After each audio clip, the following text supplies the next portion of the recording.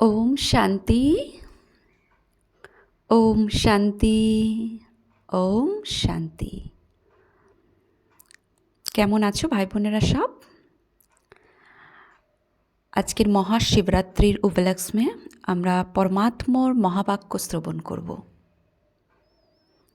তো শিবরাত্রিতে সবাই ব্রত রাখে, কোনো কিছু খায় না, নির্জলা উপবাস থাকে। তো আজকে থেকে শিবরাত্রি তিথির উপলক্ষে, শিবরাত্রি উপলক্ষে আমরা পরমাত্মা মহাবাক্যর রস আস্বাদন করব। কোনো বিকাররূপী ভোজন গ্রহণ করব না, এ ব্রত রাখব। তো পরমাত্মা মহাবাক্য আমাদের দুর্বল মনকে সবল করে তোলে।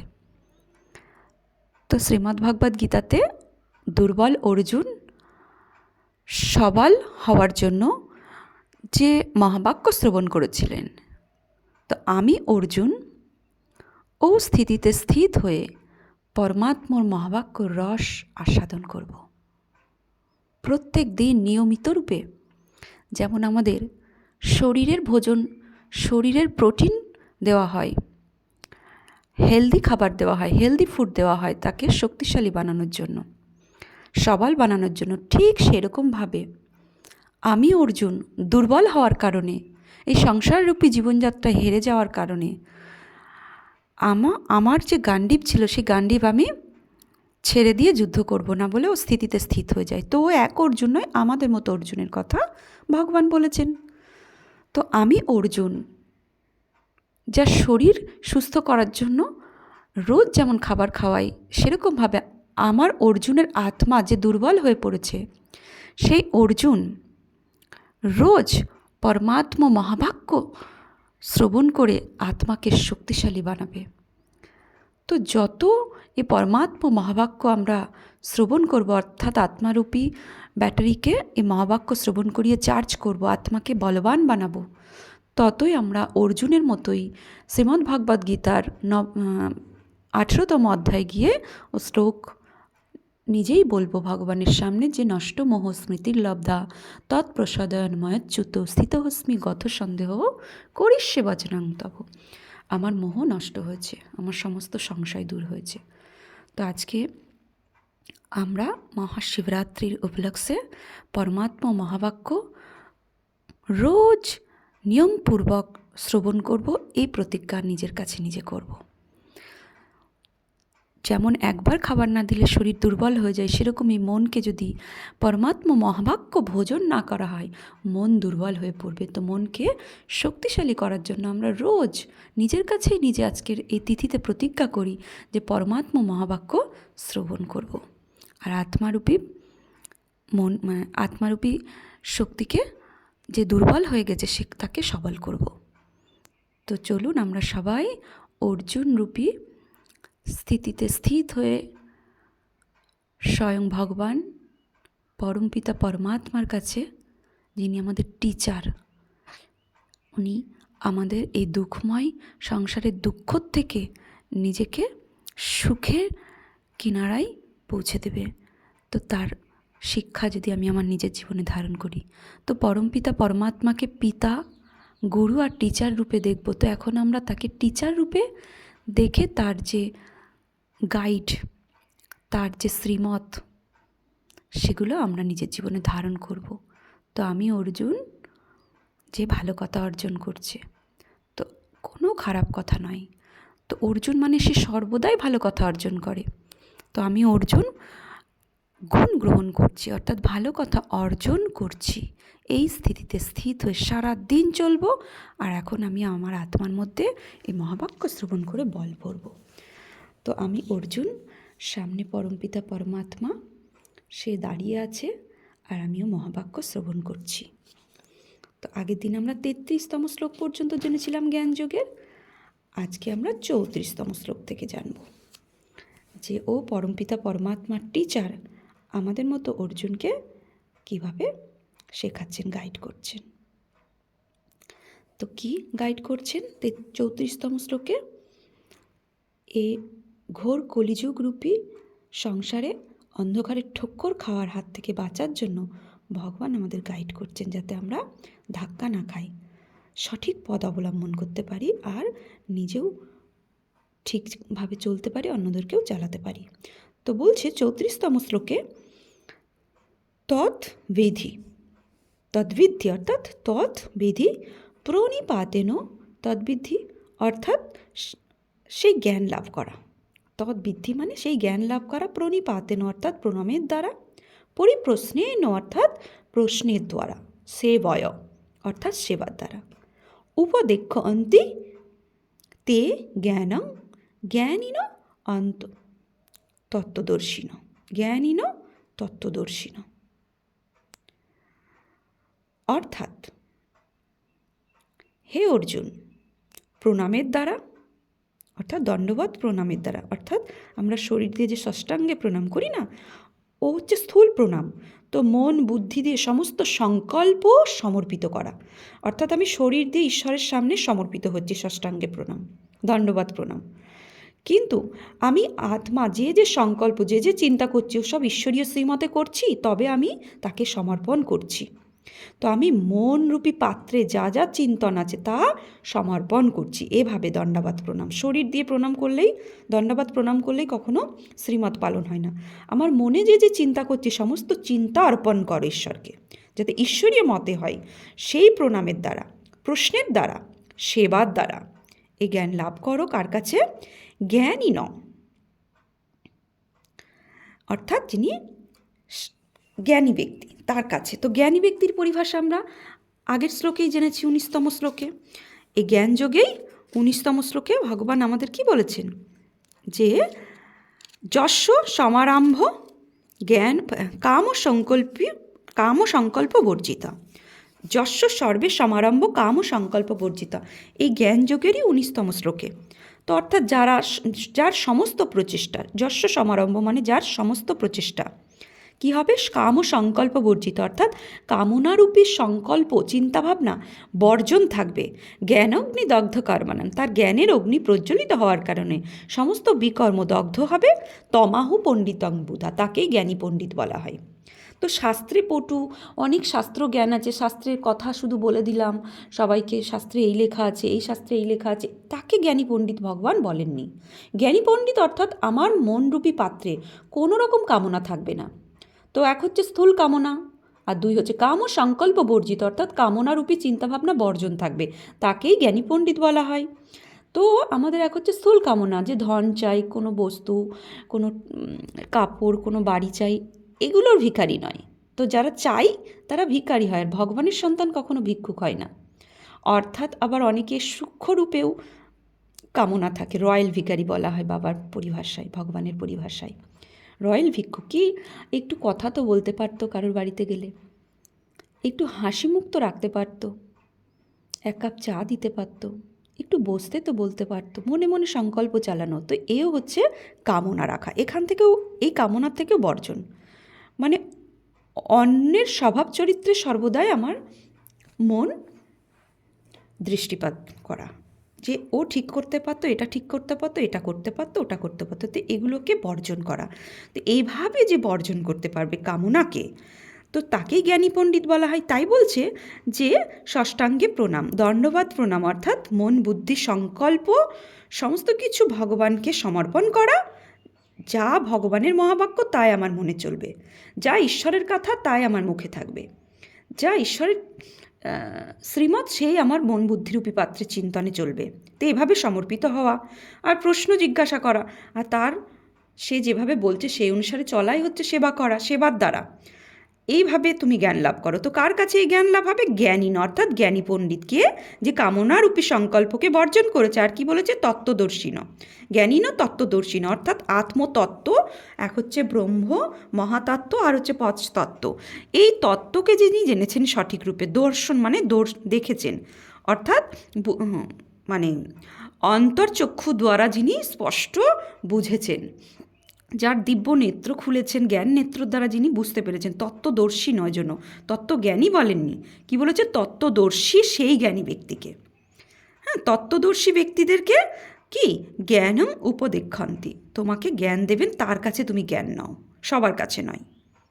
তো সেই হচ্ছে পরম সদ্গুরু, যিনি আত্ম সাক্ষাৎকার করেছেন, অর্থাৎ আত্ম অনুভূতি করেছেন, অর্থাৎ আমি আত্মা।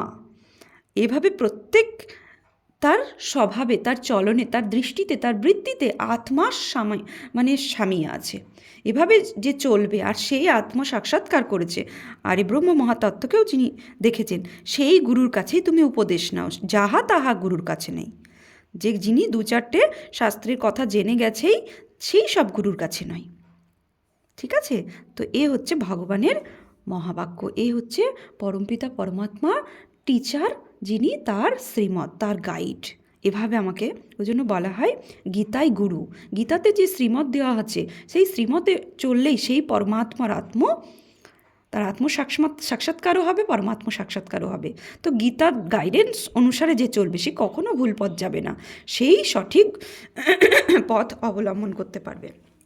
তো সেই হচ্ছে আমার পরম সদ্গুরু। আর গীতার ভগবান তো স্বয়ং, গীতার জ্ঞানদাতা তো স্বয়ং পরমপিতা পরমাত্মা, স্বয়ং ভগবান। তো 34তম শ্লোক হলো। এবার 35তম শ্লোককে কি বলছে? যজক আত্মা যৎ জ্ঞাতা। যজক জ্ঞাতা মানে যৎ জ্ঞাতা ন পুনর্মোহ এবং যস্বসি পাণ্ডব যেন ভূতান্য শেষানি দক্ষ তো অন্যথাময়ী। অর্থাৎ যজক জ্ঞাত্বা যৎ জ্ঞাতা, তো অর্থাৎ ন পুনর্মোহ এবং যৎ জ্ঞাতা মানে যাহা জানিয়া। এর আগের শ্লোকে কি বলল? যে এই পরম সদ্গুরুর কাছে, যিনি তত্ত্বদর্শীগণ, তার কাছে তুমি প্রশ্ন জিজ্ঞাসা করো, তার প্রতি সেবা পরায়ণ হয়, তার কাছেই তুমি সমস্ত সংকল্প সমর্পণ করো, অর্থাৎ দণ্ডাবধ প্রণাম করো, সেই জ্ঞানী ব্যক্তির কাছে তুমি উপদেশ নাও। এবার ওই জন্য বলছে তৎজ্ঞাতা, এইভাবে যিনি জানেন, হ্যাঁ, এইভাবে যিনি জানেন, যিনি জ্ঞানী, এইসব জ্ঞানী। আর যিনি শাস্ত্র পাঠ করেন তার কাছে নয়। তো এইভাবে যিনি জানেন, তার কাছ থেকে যদি তুমি জ্ঞান নাও, ন পুনর্মোহ এবং, তোমার মোহ পুনর্বার আর উৎপন্ন হবে না। মোহই হচ্ছে কি, অর্জুনের মোহ উৎপন্ন হওয়ার কারণেই সে যুদ্ধে গান্ডীব ছেড়ে দিয়ে যুদ্ধে হেরে গিয়ে বসেছিল। তারপরে তো ভগবান টিচার, পিতা, সে 3 রূপে গাইড করে করে, হ্যাঁ, পরম সদ্গুরু রূপে গাইড করে করে ও দুর্বল অর্জুনকে সবল বানিয়েছে 700টা শ্লোকের জ্ঞান অমৃত পান করিয়ে।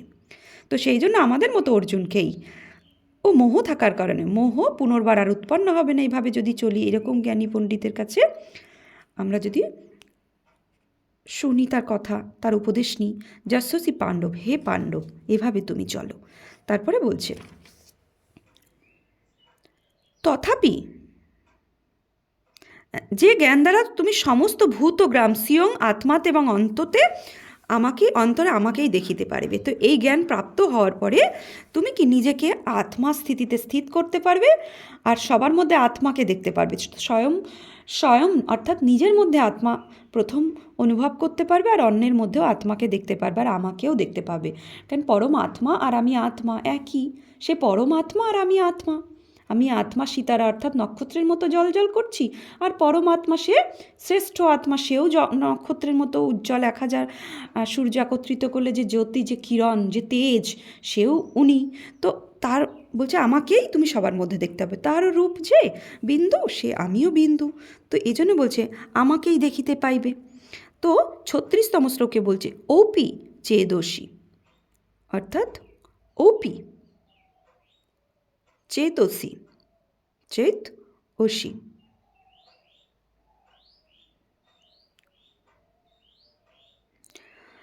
তো চেত ওসি পাপেভ্য সর্বেভ্য পাপকৃত্যম সর্বং জ্ঞানপ্ল পবনেইব। তো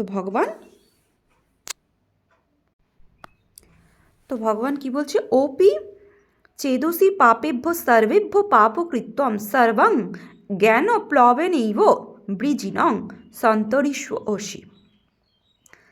তো বলছে কি, যদি তুমি সমুদয় পাপ হইতে অধিক পাপাচারী হও, তো সমুদয় পাপ হইতে অধিক পাপাচারী মানে পাপের থেকেও পাপ করা, অধিক পাপাচারী হও, তথাপি জ্ঞানরূপ তরণীর দ্বারা সমুদয় পাপ সমুদ্রে উত্তীর্ণ হইতে পারিবে।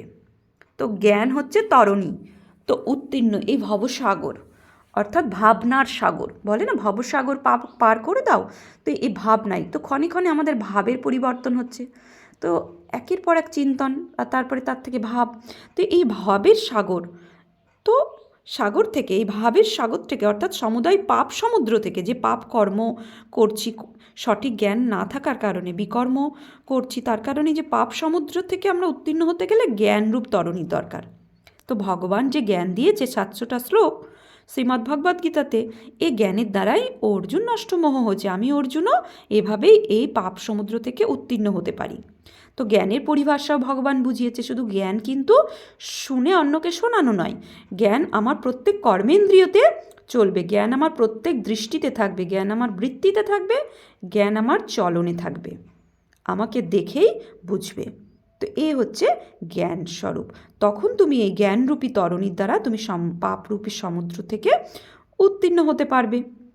খোলা বইয়ের মতো আমার জীবন চরিত্র খোলা বইয়ের মতো হবে, আমাকে দেখেই বুঝবে যে আমি কতটা জ্ঞান স্বরূপ হয়ে উঠেছি, জ্ঞানই নয় জ্ঞান রূপ, ওই জন্য বলেছে জ্ঞানের রূপ আমার প্রত্যেক ব্যবহারে থাকবে। তথাপি জ্ঞানরূপ তরণের দ্বারা, জ্ঞানের তরণ বলিনি কিন্তু, তরণী বলিনি, জ্ঞানী আমরা প্রত্যেকে জ্ঞান আমরা জানি, ও দুর্যোধনও জ্ঞান জানতো, তাই না, কোনটা ধর্ম কোনটা অধর্মের জ্ঞান সব জানতো।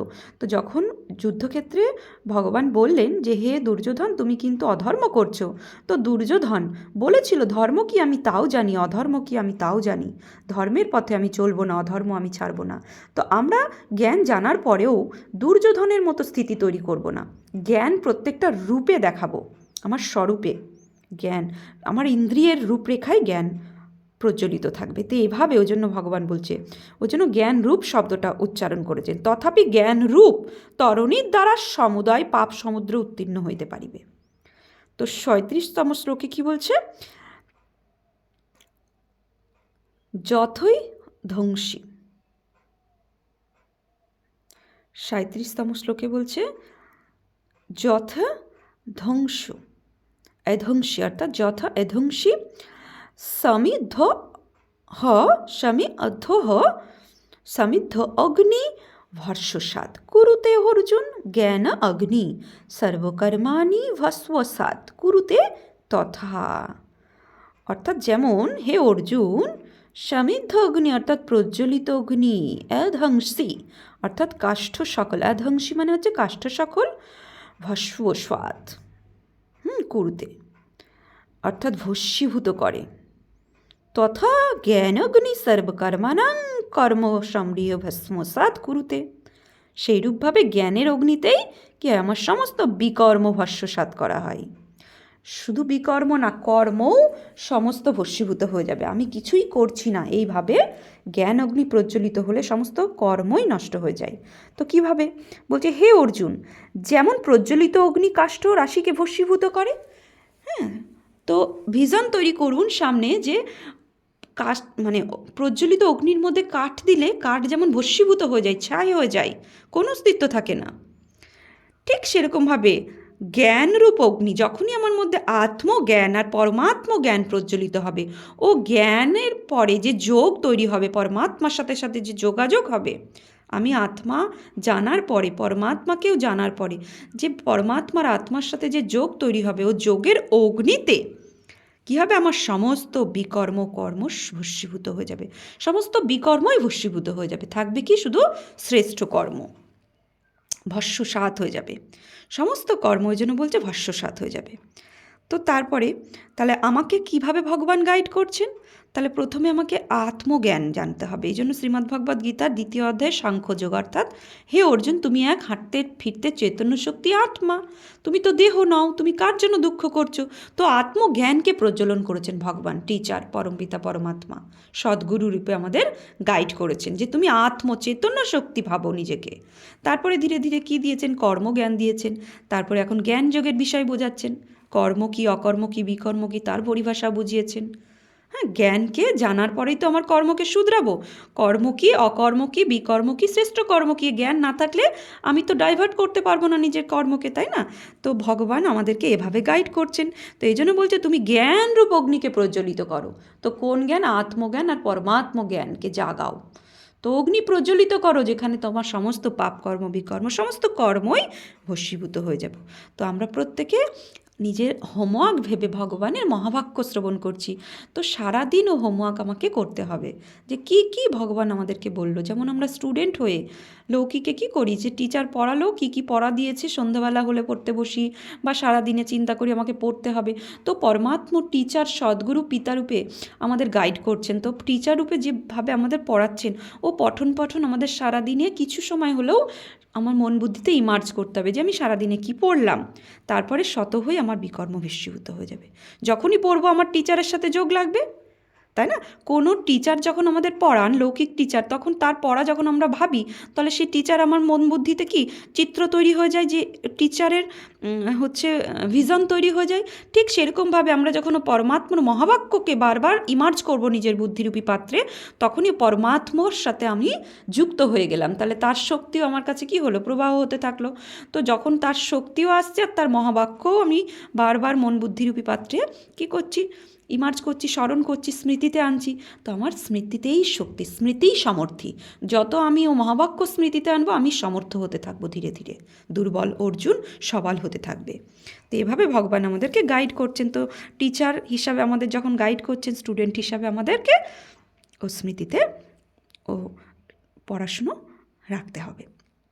ঈশ্বরীয় পঠন পাঠন, ঈশ্বরীয় মহাবাক্য। তো তারপরে 38তম শ্লোকে বলছে, নহি জ্ঞানেন সাদৃশ্য পবিত্রমিহ বিদ্যতে তৎস্বয়ং যোগ সংসিদ্ধ কালেনাত্মানি বিন্দতে।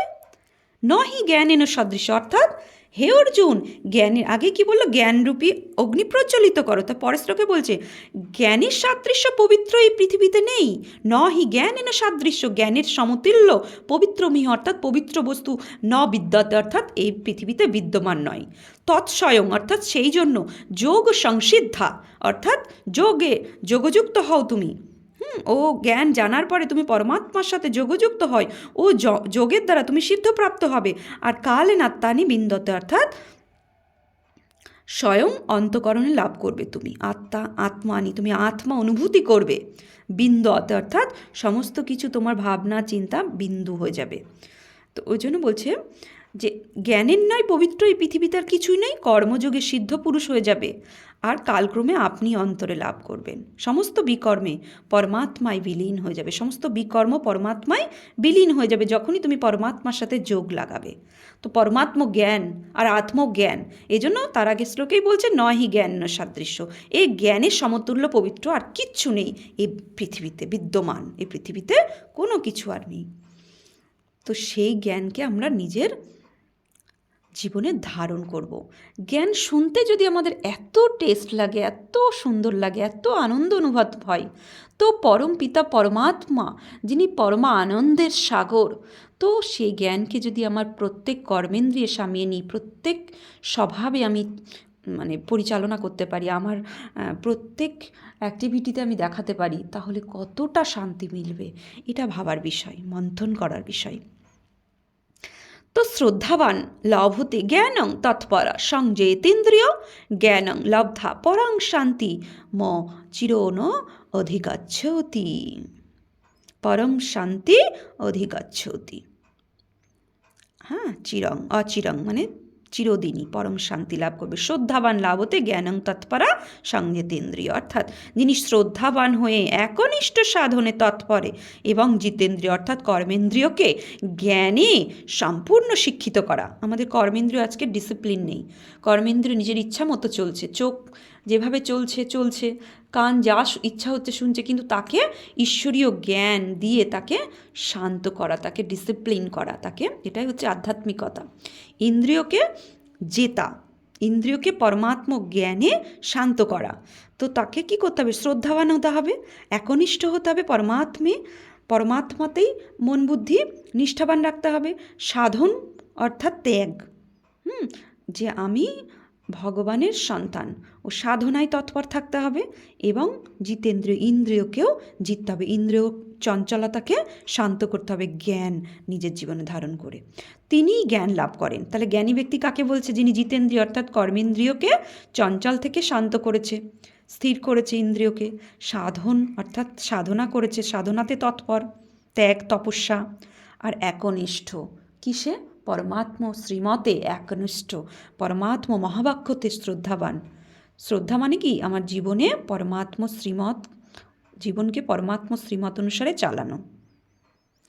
আত্মজ্ঞান লাভ করিয়া অচিরেই পরম শান্তি লাভ করে। তাহলে শান্তি লাভের গাইড কি করলেন ভগবান? টিচার আমাদের শান্তি প্রাপ্ত করার জন্য কি শ্রীমত দিলেন, কিভাবে গাইড করলেন? যে শ্রদ্ধাবান হও। কিসে? পরমাত্ম শ্রীমতে শ্রদ্ধাবান হও, যে যাকে ভালোবাসি তার কথাও আমরা শুনি। তো ভগবানকে যদি আমরা শ্রদ্ধা করি, ফলমূল দিয়ে নয়, তার মহাবাক্য নিজের জীবনে ধারণ করে তার শ্রীমত অনুসারে চলে শ্রদ্ধাবান হও আর একনিষ্ঠ, তো একের আগেই তুমি নিষ্ঠাবান হও। তার যে কথা, সে যে মহাবাক্য উচ্চারণ করছে সেই অনুসারে চলাই হচ্ছে নিষ্ঠাবান হওয়া। আর সাধনা করো, তৎপর হও সাধনায়। আর ইন্দ্রিয়কে যেত, ইন্দ্রিয়র বশীভূত নয়, ইন্দ্রিয়কে আমি আমার অনুসারে চালাবো। আমি আত্মা রাজা। তো এই লাভ করিয়া, এই আত্মজ্ঞান যখন লাভ করব, তখনই আমি পরম শান্তি লাভ করব, অর্থাৎ পরমানন্দ লাভ করব। আর দুনিয়ার শান্তি তো হচ্ছে ক্ষণিকের শান্তি, পরম শান্তি নয়, পরম অর্থাৎ সদা শ্রেষ্ঠ। তো 40তম শ্লোকে বলছে, অজ্ঞাশ্চ শ্রদ্ধাদানশ্চ সংশয়াত্মা বিনশ্যন্তি না অহং লোকহস্তি না পরং না সুখেন সংশয়াত্মান। তো আগে শ্রদ্ধাবানের কথা বলল, এবার অশ্রদ্ধার কথা বলছে। অশ্রদ্ধা কি হয়? শ্রদ্ধাবান ব্যক্তি পরম শান্তি লাভ করে। তো শ্রীমতে শ্রদ্ধা, ভগবানকে শ্রদ্ধা কিভাবে করবো, একনিষ্ঠ হব কিভাবে, আর সাধন তপস্যায় তৎপর থাকবো, তো এগুলো শ্রদ্ধা, এগুলোকে শ্রদ্ধা বলা হয়। আত্মজ্ঞানে তৎপর থাকবো, আত্ম অনুভূতি করবো। এরপরে অশ্রদ্ধা কি বলছে ভগবান? অজ্ঞ, শ্রদ্ধাহীন। এর অপোজিটগুলো যেগুলো করবো সেটাই অশ্রদ্ধা হয়ে যাচ্ছে, বিকর্ম তৈরি হয়ে যাচ্ছে, আর সে সংশয় আত্মা হয়ে যায়। তো ওই জন্য অজ্ঞ মানে যিনি অজ্ঞানী, যার মধ্যে কোনো জ্ঞান নেই, আত্মজ্ঞান পরমাত্মজ্ঞান নেই। জ্ঞানের পরিভাষা আমরা জেনেছি যে কোনো সংকল্পই তার চলবে না যে কামনা থাকবে সংকল্পের প্রতি, তো কামনা মুক্ত সংকল্প থাকবে। তো ওকে জ্ঞানী বলা হয়। তাহলে কামনা থাকলে আমি অজ্ঞ হয়ে গেলাম। তো অজ্ঞ আর শ্রদ্ধাহীন সে কখনোই পরমাত্ম মহাবাক্যে শ্রদ্ধা জানাবে না, তার শ্রীমতে চলবে না। তো সে শ্রদ্ধাহীন হয়ে গেলে সে সংশয় আকুল হবে। সংশয় মানে এটা কি হলো, এটা কেন হলো, এটা কিসের জন্য হলো, এটা করলে ঠিক হতো, এটা করলাম না কেন, এই সংশয় বুদ্ধি তাকে বিনাশ করবে। তো সে নিজের জালেই নিজেকে ফাঁসিয়ে দেবে।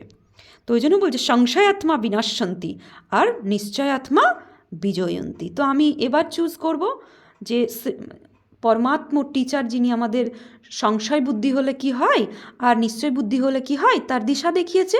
এবার আমি যদি তাকে অসম্মান করে, তাকে অশ্রদ্ধা জানিয়ে হচ্ছে সংশয় করি বা অজ্ঞর মতো আমি তার মতে না চলি, তার শ্রীমতে না চলি, নিজের মন মতে চলি, তাহলে কি হবে? আমার বিনাশ হবে। তো সংশয়াত্মা বিনাশন্তি আর নিশ্চয় বুদ্ধি, পরমাত্ম মহাবাক্যে নিশ্চয় বুদ্ধি বিজয়ন্তী। তো তাই বলছে সংশয়াত্মার ইহলোকেও নেই আর পরলোকেও সুখ নেই, না এই লোকে সুখ আছে না পরলোকে তার সুখ আছে। তো যোগ সংন অস্ত কর্মাণং 41তম শ্লোকে জ্ঞান সংচ্ছিন্ন সংশয়ং আত্মবন্তং ন কর্মাণি নিবধ্নন্তি ধনঞ্জয়। হে ধনঞ্জয়, 41তম শ্লোকে বলছে, হে ধনঞ্জয়, আত্মজ্ঞানের দ্বারা সংশয় ছিন্ন করো। তো কীভাবে সংশয় ছিন্ন হবে? আমি আত্মা, এ জ্ঞান। তা আমি হাঁটতে চলতে ফিরতে এক চৈতন্য শক্তি আত্মা, আমি এই দেহ নই, এ দেহ আলাদা, এ দেহ চালানোর মালিক আমি আত্মা। দুই ভ্রকুটির মাঝখানে আমি জল জল করছি এক হিরে, চমকতা হওয়া সিতারা, আত্মা, এক চৈতন্য শক্তি, উজ্জ্বল নক্ষত্র। তো এই জ্ঞান, এভাবে যখন আমি প্রত্যেক ক্ষণে ক্ষণে এই জ্ঞানকে জাগরণ করব, দীপ জাগরণ করছি, আত্মদীপ যেটা নিভে গেছে, তো এই আত্মজ্ঞানের দ্বারাই তোমার সমস্ত সংশয় ছিন্ন হবে। তুমি তখন নিষ্কাম কর্মযোগী হতে পারবে, অর্থাৎ তোমার সমস্ত কামনা থাকবে না, যে কর্ম যে চিন্তা তাহাই তুমি ঈশ্বরকে সমর্পণ করবা। যে কর্ম আমি ঈশ্বরকে সমর্পণ করি তার ফলের আশা তো করার কোনো কথাই নয়, এই ফলও ঈশ্বরের, এই কর্মও ঈশ্বরের, তখনই তুমি নিষ্কামী হয়ে পড়বে। নিষ্কাম কর্মযোগের দ্বারাই তুমি ঈশ্বরে সমর্পিত হয়েছে, আত্মদর্শন জ্ঞানের দ্বারাই তোমার সংশয় ছিন্ন হচ্ছে। তাহলে এইভাবে ভগবান টিচার সদ্গুরু আমাদের কি বলছেন, এইভাবে অপ্রমাদী আত্মবিদ পুরুষকেই কর্ম সকল আবদ্ধ করতে। তো এভাবে যখন আমরা চলবো, আত্ম অনুভবে নিশ্চয় আমরা যখন চলবো, তখন আমার কোনো কর্ম আমাকে বাঁধতে পারবে না, যে আমার এটা ভালো লাগে আর ওটা খারাপ লাগে। তো এই বন্ধনে থাকবে না, তাহলে ভালো লাগাটা আমি বেঁধে যাচ্ছি আর খারাপ লাগাটার থেকে আমি মুক্ত হয়ে যাচ্ছি, কিন্তু কোনো কিছুই আমায় বাঁধবে না, কি ভালো লাগা কি খারাপ লাগা। তো তখন নির্বন্ধন স্থিতি। তিনি কর্ম করিয়াও তখন কর্মফলে আবদ্ধ থাকবে না। তো কর্ম যদি আমাকে বাঁধতে না পারে, তার ফলও আমাকে বাঁধবে না, আর যে কর্ম আমার বাঁধবে তার ফলও আমার বাঁধবে। সেজন্য কর্মই সমস্ত কিছু ঈশ্বরকে সমর্পণ করছি, আমি আত্মা মালিক, এই শরীর দ্বারা, শরীররূপী প্রকৃতির দ্বারা আমি কর্ম করছি, এই ইন্দ্রিয় আমার কর্মচারী। তখনই আমি জীবনমুক্ত স্থিতি প্রাপ্ত করব, জীব উন্মুক্ত অবস্থা, অর্থাৎ শরীররূপী জীবে আমি আত্মা উন্মুক্ত, কোনো কিছুতে আমি বেঁধে নই, না শরীরের বন্ধনে আছি, না শরীরের দ্বারা কর্মের বন্ধনে আমি আছি। শরীর আমার আছে, শরীরের দ্বারা আমি কর্ম করছি, কিন্তু বন্ধন নয়, সংকল্পের যাত্রায় আমি কোনো কিছুতে বাধা নই, আমি সংকল্প বিবর্জিত আত্মা, কামনার যুক্ত। তো ফল, এই কর্ম বন্ধনের সমস্ত কিছু থেকে আমি মুক্ত। তো এ দেহ আলাদা, আমি আত্মা আলাদা। ফিল করুন সবাই যে এই 5 তত্ত্বের শরীর, এই পোশাক সম্পূর্ণ আলাদা, আর আমি আত্মা এই শরীররূপী পোশাককে ধরে নিয়ে চলছি। তো ও আত্ম অনুভূতিতে যখন আমরা সারাদিন চলবো, তখন আমরা সারাদিন জীবনমুক্ত স্থিতিতে যাব। এই হচ্ছে জীবনমুক্ত স্থিতির পরিভাষা ভগবান বোঝালেন 41তম শ্লোক পর্যন্ত। তো আজকে আমরা 34তম শ্লোক থেকে জ্ঞানযোগের 41তম শ্লোক পর্যন্ত জানলাম, যে কিভাবে পরমাত্ম পিতা টিচার সদ্গুরু রূপে আমাদের গাইড করলেন, যে কিভাবে জ্ঞান স্বরূপে আমাকে দেখাতে হবে, কিভাবে আমি অজ্ঞানতার সংশয় আত্মা হলে আমি অজ্ঞানতার পরিচয় দিচ্ছি, আর নিশ্চয় বুদ্ধি হলে আমি জ্ঞানের পরিচয় দিচ্ছি আর সফল হচ্ছি। জীবনমুক্তি কিভাবে প্রাপ্ত করছি, আর জ্ঞানরূপী খড়গের দ্বারা, জ্ঞানরূপী তরুণীর দ্বারা এই বিষয় বৈতরণী সমুদ্র থেকে কিভাবে উদ্ধার হচ্ছি, আর জ্ঞানরূপী অগ্নিতে আমি কিভাবে নিজের বিকর্ম সমস্ত কর্মকে বশীভূত করছি। তো এগুলো সারাদিন আজকে চিন্তন করবো। আর আরেকটা মহাবাক্য সবাই মাথায় আন্ডারলাইন করে রাখবেন, যে 38তম শ্লোক বলছে নহি জ্ঞানেন সাদৃশ্য। জ্ঞানের স্পষ্টীকরণ করার পরেই ভগবান বলছেন, গ্যারেন্টি দিচ্ছে যে এই পৃথিবীতে জ্ঞানের সমতুল্য নহি। 38তম শ্লোকে নহি জ্ঞানেন সাদৃশ্য পবিত্রমিহ বিদ্যাতে, এই পৃথিবীতে জ্ঞানের সমতুল্য কোনো কিছু বিদ্যমান নয়। তৎস্বয়ং সেই জন্য হে অর্জুন, যোগ সংসিদ্ধ হয়, আত্মার পরমাত্ম জ্ঞান পাওয়ার পরে তুমি পরমাত্মার সাথে যোগ সংসিদ্ধ হও, আর তুমি পরমাত্মায় বিলীন হয়ে যাও, তোমার সমস্ত বিকর্ম বিনষ্ট হয়ে যাবে, তুমি পরমাত্মাতে মগ্ন হয়ে থাকবে। তো ঠিক আছে, এভাবে আমরা সারা দিন চিন্তন মন্থন করব পরমাত্ম টিচারের শিক্ষা। আমি ঈশ্বরীয় বিদ্যার্থী হয়ে ঈশ্বরীয় মহাবাক্য শ্রবণ করছি, আর ঈশ্বরীয় পঠন সারাদিন চর্চা করব মন বুদ্ধিরূপী পাত্রে। ওম শান্তি।